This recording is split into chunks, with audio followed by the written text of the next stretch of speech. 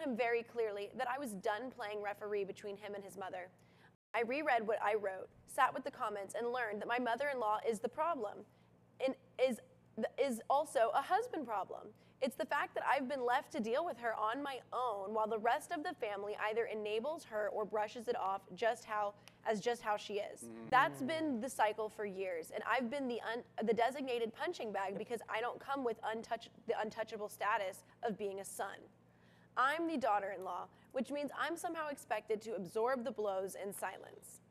Well, silence doesn't suit me, so I sat my husband down and had some of the most brutally honest conversations of our marriage. I told him very clearly that I was done playing referee between him and his mother. I laid out my ground rules.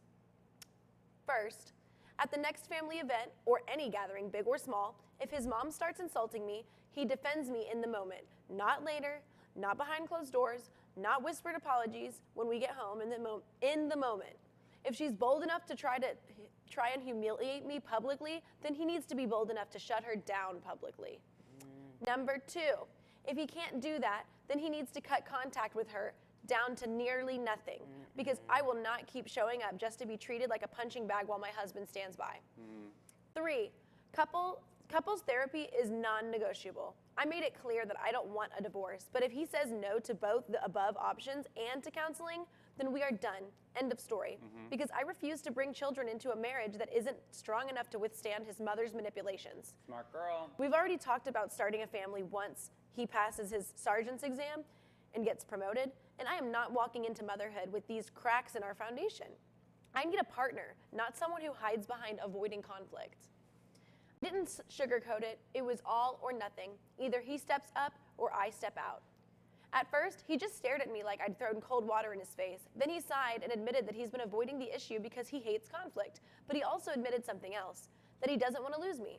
He said he doesn't want divorce to be ever on the table, and if that means drawing a line in the sand with his mom and brother and going to therapy, then that's what he'll do. He apologized genuinely for letting things go on for so long, and then right in front of me, he pulled out his phone and texted both his mother and his brother. He told them in plain words that they need to respect me or else he will be going low to no contact. He said their treatment of me has been unacceptable and that things will not continue to be the way that they've been.